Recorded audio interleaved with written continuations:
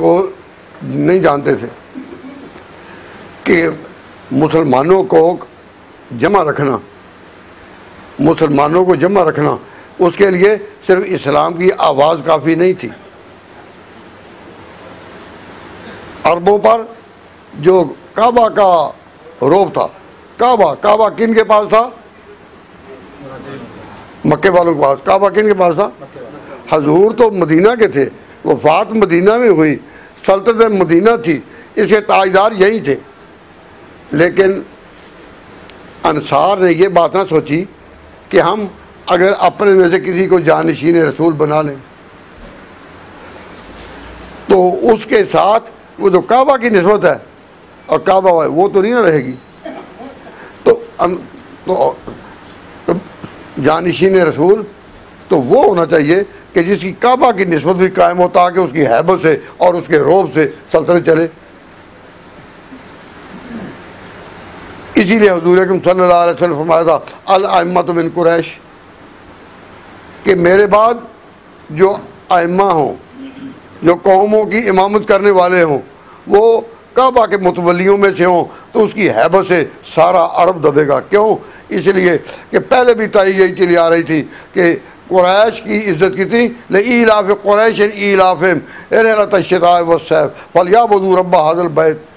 जब अरबों के तिजारती काफ़िले चलते थे और डाकू पड़ते थे, लेकिन अगर पता चल जाए कि ये काफ़िला काबा के मुतवल्लियों का है, डाकू पीछे हट जाते थे। डाकू के दिलों में भी हुजूर का इज़्ज़त और एहतराम थी, हुजूर का नहीं, यानी काबा की इज़्ज़त और एहतराम थी। तो ये बड़ी शान थी। तो किसी ने तो मुहाजिरीन कहाँ थे वफात के बाद?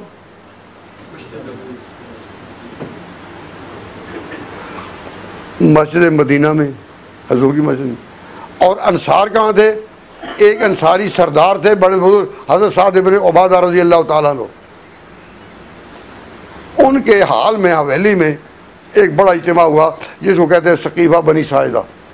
वहाँ लोग जमा हुए और सारे के सारे यही कह रहे थे कि अब जानशीन चुना जाए।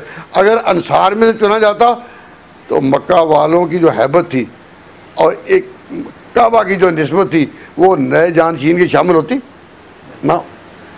तो सहाबा में एक साहबी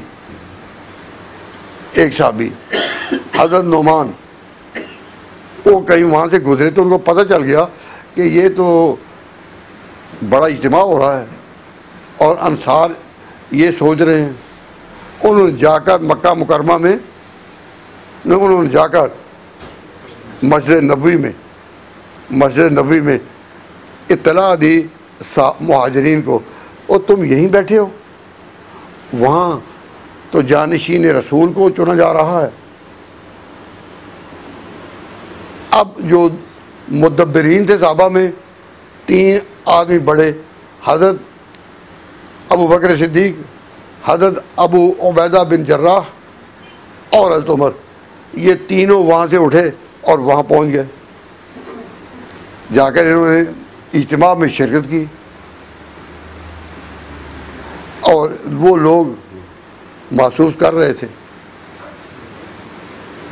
पहले से महसूस कर रहे थे कि हुजूर ने तो इमामत नमाज की इन्हीं को दी है। तो जिनको इमामत नमाज की दी थी जो वही आ गए। तो अबू बकर सिद्दीक ने खड़े होकर एक खुतबा दिया। वो खुतबा अजीब शान रखता है। हासिल उसका ये कि आपने कहा कि हुजूर खुद फरमा गए अल अइम्मतु मिन कुरैश,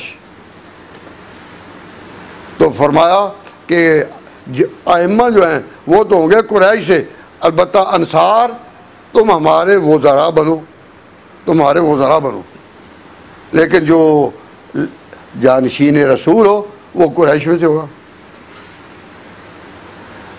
ये किसने कहा? अबू बकर सिद्दीक़ रज़ी अल्लाह अन्हु। और चूँकि बात सही थी, इरशाद नबूवत था, उनको भी याद आ गई कि हुजूर का ये इरशाद है। फिर नतीजा क्या हुआ कि सारे अंसार मान गए कि ये ठीक है, काबा के मुतवल्ली और कुरैश और काबा से निस्बत रखने वाले इनको आगे करो तो सारा अरब एक होगा। दुनिया के दूसरे ममालिक जो हैं वो भी मुसलमानों की सबों में आगे दाखिल होंगे अगर इनका रोब रहा। तो काबा वालों का चूँकि पहले से रोब था कि इनके काफिले उस नाजुक दौर में भी महफूज थे। अब भी मुसलमानों का अरबों से कितना इख्तलाफ क्यों ना हो जाए किसी मसले में, हालात का, लेकिन जब काबे का नाम आ जाए तो सब के दिल अजमत में झुक जाते हैं या नहीं। पूरी दुनिया में हज़ारों मीलों के फासले पर भी जब मस्जिद बने तो इसी की पाबंदी के काबा की तरफ, काबा निशान काबा का हो। मालूम हुआ काबा मुसलमानों के दिल में बसता है। तो अंसार ने मान लिया कि हाँ। तो हज़रत अबू बकर सिद्दीक़ रज़ी अल्लाह ताला ने कहा कि मेरे नज़दीक जो शख्स कवी है और मामलात को पूरा समझता है वो है हज़रत उमर। तो मैं इनका नाम पेश करता हूँ कि इनको हम खलीफा चुन लें। उन्होंने ये समझा कि जो रूहानी दर्जा है मस्जिद की इमामत वो तो मैं करता रहूँ, लेकिन सल्तनत के उमूर जो दौड़ भाग के ताल्लुक वो ये कर लें। तो उन्होंने हज़रत उमर का नाम पेश किया। हज़रत उमर रज़ी अल्लाह ताला अन्हु ने हज़रत उमर रज़ी अल्लाह ताला अन्हु ने उठकर ऐसी तकरीर की, एक ही बात में उन्होंने इस तजवीज़ को मुस्तरद कर दिया और कहा हज़रत उमर को कि कुरान में सानिया सनैन हजूर के साथ दूसरा खुदा ने तुम्हें कहा है या मुझे कहा है? कुरान सबके सामने है, उसमें सानिया सनैन जो कहा गया मुझे है या तुम्हें? इसका जवाब हज़रत उमर के पास कोई नहीं था। खुद तो नहीं कहते कि मैं ही हूँ, लेकिन चुप हो गए। तो हज़रत उमर रज़ी अल्लाह ताला अन्हु ने फिर कहा हाथ बढ़ाइए, मैं आपके हाथ पर बैत करता हूँ। आप तो मुझे खिलाफत के लिए कहते हैं, मैं आपके हाथ पर बैत करता हूँ। तो मैं पूछता हूँ आपसे कि हज़रत अबू बकर सिद्दीक़ रज़ी अल्लाह ताला अन्हु की बैत अपनों के इज्तिमा में हुई, मुहाजिरीन में और मस्जिद में जो पहले से उनके साथ थे, या उस इज्तिमा में हुई जो एक मुतबादिल तजवीज़ के साथ जमा हुआ था? क्यों जी? तो कमाल तो ये है कि हज़रत अबू बकर खलीफा चुने जाएँ, लेकिन खलीफा चुने जाएँ उस माहौल में कि जो जमा हुआ है अंसार में से खिलाफत चुनने के लिए। तो अगर ये कोई होता, साजिश होती, जिससे कहते हैं जी हक हज़रत अली का था और ये तो साजिश थी जिस पर अबू बकर ने कब्ज़ा कर लिया, तो मैं ये कहता हूँ अगर ये साजिश होती तो साजिश अपनों में होती है या गैरों में? और साजिश चुपके से होती है, अंधेरे में मशवरे होते हैं। मुसलमान अपनी तारीख में कोई अंधेरे की पैदावार नहीं है। तो अगर ये साजिश होती तो फिर उनका इंतखाब कहाँ अमल में आता? अपनी जगहों में। लेकिन नौजवानों, दोस्तों, अजीज़ों, बाज़ों, तालिब इल्मों, इस बात को याद रखो कि अबू बकर सिद्दीक़ की खिलाफत अमल में आई उस इज्तिमा में जो अंसार में से खलीफा चुनने के लिए वहाँ जमा हुए थे। और मज़ा तब है कि जब इंसान की पजीराई उन हल्कों में हो जो मुखालिफिन के हैं, जो मुखालिफिन के हैं। तो अब उन लोगों ने जब बैत कर ली तो फिर हज़रत अबू बकर सिद्दीक़ आए अपनी मस्जिद में और वहाँ ख़बर दी कि वहाँ ये हालात थे और अबू बकर का खिलाफत के लिए इंतखाब हो गया। तो सारे मुहाजिरीन ने भी फिर बैत की। तो मुहाजिरीन की बैत अबू बकर सिद्दीक़ की अव्वल दर्जे की है या सानी दर्जे की? और अव्वल दर्जे की किन की? अव्वल दर्जे की बैत अंसार की है अबू बकर के साथ, और दूसरे दर्जे में मुहाजिरीन की है। अब जिसकी खिलाफत इतनी मासूम हो, इतनी पाकीज़ा हो, इतनी पुरलुत्फ़ हो कि उसमें साजिश का कोई शैबा तक नहीं, तो मैं कहा करता हूँ भाई अगर इससे पहले हजूर का कोई इरशाद हो गया था कि खलीफा अली हों, तो इस मौके पर कोई शख्स तो कह सकता था ना कि अगर अंसार में से नहीं, अंसार में से नहीं, कुरैश में से चुनना है खलीफा तो फिर अली को चुनो। किसी ने नाम लिया नहीं, और उस वक़्त नाम की ज़रूरत थी या नहीं? ये हिला तो क्या जा सकता था ना। इससे पता चला कि उस वक्त तक ये कहीं तस्वुर में भी नहीं था कि हुजूर गदीर ख़ुम में हज़रत अली को खलीफा बना गए। अगर खलीफा बना गए होते तो वो वक्त था कि कोई तो आवाज़ उठाता कि अगर अंसार में से खलीफा नहीं तो फिर खलीफा वही होगा जो गदीर ख़ुम में। किसी ने कहा नहीं। तो ये पता चल गया कि खिलाफत अबू बकर सिद्दीक़ की किन हालात में अमल में आई। समझ आ गई ना कि नहीं समझाई? किन हालात में वो अमल में आई मैंने आपके सामने। और मुसलमानों में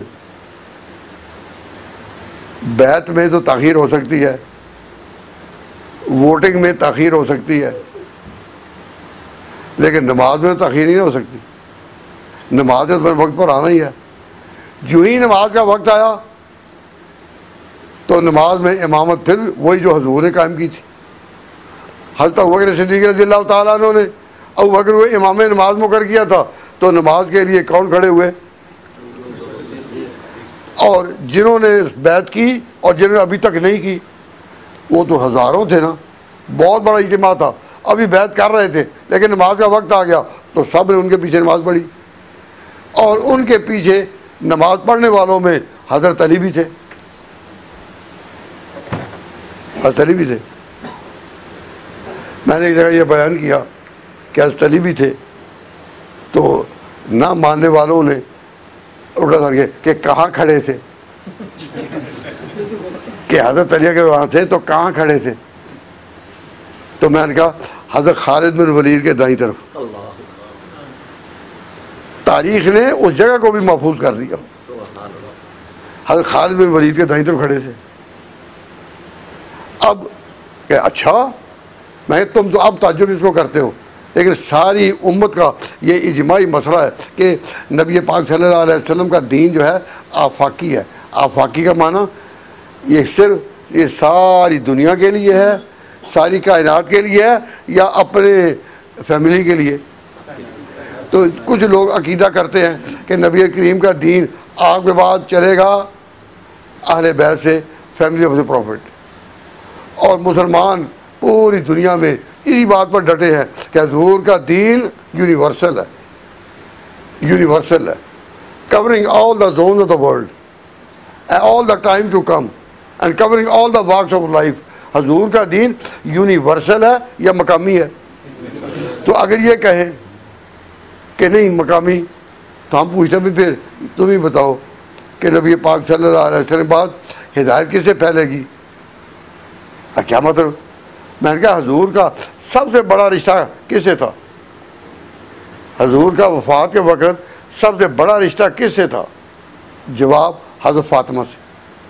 हज़रत फ़ातिमा उनकी बेटी थी और यहाँ तक फरमाया कि फ़ातिमा मेरे जन्नत का टुकड़ा है। किसकी शान में कहा? हज़रत फ़ातिमा। तो हज़रत फ़ातिमा नबी पाक सल्लल्लाहु अलैहि वसल्लम के बाद कितना अर्सा दुनिया में रही? 6 महीने, और वो भी बीमार, 6 महीने बीमार रही। अब अगर जानिशीनी रसूल ख़ानदान में चलनी हो तो फिर अल्लाह ताला क्या इस पर कादर नहीं थे कि हज़रत फ़ातिमा को लंबी उम्र दे देते? वो अपने वालिद के दीन को दुनिया में फैलाती। तो अल्लाह ने हज़रत फ़ातिमा को कितना वक़्त दिया? भाई समझा रही है? हज़रत फ़ातिमा कितना अर्सा हुजूर के बाद रही? 6 महीने। और हज़रत आयशा सिद्दीक़ा उम्मुल मोमिनीन वो कब तक रही? निसफ सदी। हुजूर के बाद निसफ सदी तक वो जिंदा रही और पूरी दुनिया में कुरान और हदीस का दर्ज देती रही। दुनिया में इल्म फैलाया उम्मुल मोमिनीन ने, दुनिया में अमल फैलाया और झंडे लहराए उमर बिन खत्ताब, उस्मान गनी ने, और रूहानियत के मकाम को कायम रखा हज़रत अबू बकर ने। और अकीदा ये दिया कि मुसलमानों जो इमामत है वो तो कौमी दर्जे की है, लेकिन एक दर्जा मोहब्बत का भी होता है। मोहब्बत वो क्या कि आले सुन्नत वल जमात वही हैं जिनकी अहले बैत से मोहब्बत हो। तो मोहब्बत किन की? अहले बैत की। और इमामत किन की? सहाबा की। ईमान माँ, इस्लाम माँ, चीस्त इस्लाम माँ इस्लाम मा इताअत खुलफाए राशिदीन, ईमान मा मोहब्बत